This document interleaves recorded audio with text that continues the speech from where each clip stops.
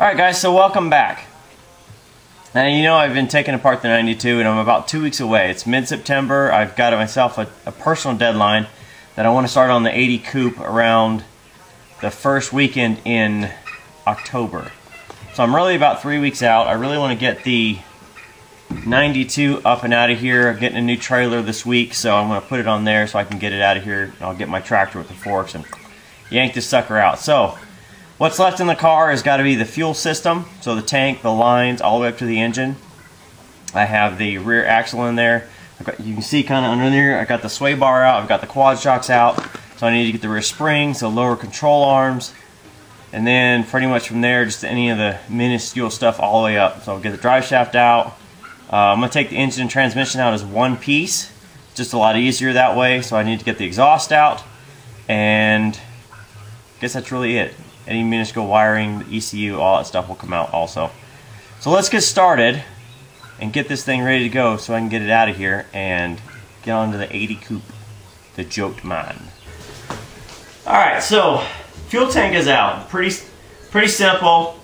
You just got to remember everything is probably 20 to 30 years old. You've got to be patient with it. I was starting to get aggravated on one of them. So let me kind of show you. So obviously I already had this disconnected, so the 3 bolts here holds this to the body. This is your fuel filler tube here. And there's usually I guess you call it the rubber gasket or whatever, keeping that into the body. You've got a metal retaining strap here that's tied to the fuel tank. Helps it if you have to take that off. Straps come off pretty easy, they're 1 bolt. Now on the end of these, there is actually a pin that holds this into the body. If you look on one side of the body, there's a big hole, on the other side is a small hole. Just use kind of like a pick or something, and you can slide that out. And then on the body, this will come right out. So I'm going to save these. I don't know if I need them or not for the 80, but there's no reason to take a chance. And then your fuel lines, these look actually pretty good. Of course, one goes in and out of the fuel filter. Just remember, there's going to be some plastic clips. You have to pry those out. Mine are pretty old, so thankfully I bought a new filter anyway, and they come with new ones. My other one's kind of broken to pieces, taking it out. Just remember, don't lay it under the filter. It's going to leak gas out, and nobody wants a gas or a mouth full of gas or a face full of gas. So stay clear of that. Maybe have a little jug. I just cut basically a water bottle down, or a jug of water. Cut that down, use a little cup, and it kind of pulled right in there. Just took my time. There's no reason to try and rush this. And you see the tank's just dirty, but everything else. And then this is the return line coming in. Yeah, I think so. The return line coming in from the engine and that, and it's kind of like a little white plastic piece. It's got 2 tabs. You basically just want to push each tab in. Either you can try to do it together. I did it just separately with a kind of a pick and a prong. Push that in, it'll pop up, and then this will come right down. And this probably won't have any gas in it, but just remember your filter is, and that's it. So I'm going to leave the tank here, leave it to the side, and once I'll clean it and all that, I'm going to check what the pump is. It's supposedly been replaced to a 255 liter per hour. I'll double check that. I don't know if it's going to say it or not, but I'll check it anyway. And then everything else looks good, clean up. And now I'm going to move on to the rear end. So first I'm going to take off the rear mufflers. And I've got some dumps on this car, on the 92, so I'm going to take those off first. That way I can just get to the bolts into the subframe or the body for the lower control arms and the upper control arms, all that, just to make it a little bit easier. So, okay, so next bit of progress coming out. You can obviously see I've got the drive shaft out and the mufflers are out. You know, I'm keeping all of the fasteners together, at least that way I won't lose them, even if I forget what they go to. So, you know, the drive shaft, this has a nice wear groove in here, so obviously it was rubbing on a muffler. I think it was the passenger side, so definitely have to check that out. I'm not sure if it didn't vibrate or anything, so I'm going to leave it in there. Probably clean this up, change the U-joints. I'm going to try and road race the car a little bit, drag race the car, you know, beat up on it like it should be a little bit. So we'll replace the U-joints later on. And obviously on the mufflers itself, you can see I'm taking everything off the car. Because I'm switching over to a 4-cylinder car with a 7.5 single exhaust, all that stuff, I'm taking every little bit. I don't know what exactly I'm going to need, but I'm not going to take the chance. So everything I've got, I'm taking everything off that car, including grommets, anything. because I don't know what I'm going to expect, and I'd rather have too much. And once this goes to the scrap yard, you don't get it back. So take everything. If you're doing what I'm doing, take it all. If you end up with too much stuff, well, you got too much stuff. It's easier to throw away later than now. So time to get that 8.8 out and get those control arms off, and we're going to have the back half of this car stripped, moving on forward. Alright gang, so I've got all the parking brakes loose on the rear axle housing. Pretty easy to come out.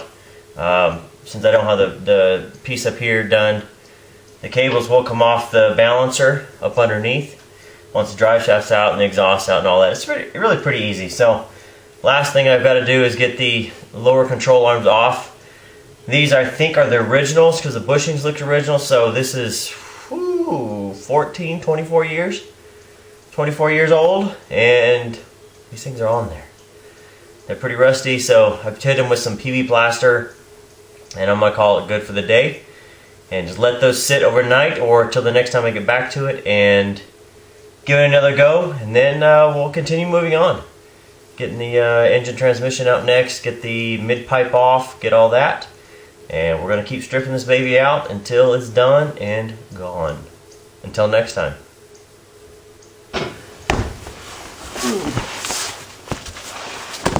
Alright guys, so the rear end is out. It took me about another hour today, and I let the PV blaster soak in probably 3 days. I hadn't got back to it, so I got back to it today. It's been taking me about an hour to get the rear end the rest of the way out. So the nuts and bolts on this completely rusted.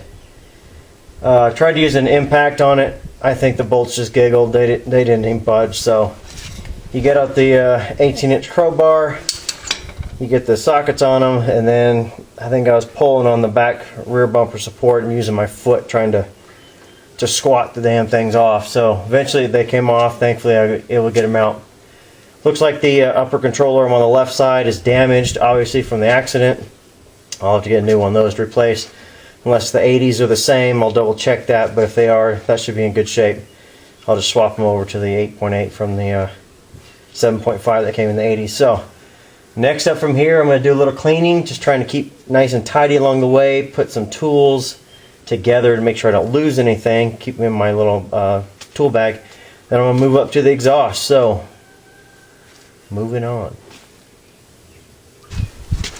Okay, so the exhaust is out, and actually came out, I'm going to say relatively easy. I won't say easy.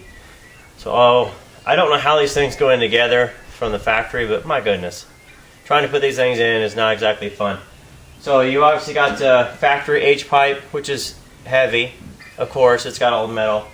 Cross member, transmission cross member, obviously the exhaust mount. So I had to cut one stud on the passenger side upper. The bolt was just, I started stripping because of rust. And everything else came out pretty easy. No big deal. I'm going to replace the shorty headers from the factory. I'm going to put long tubes on the 80 when I do it.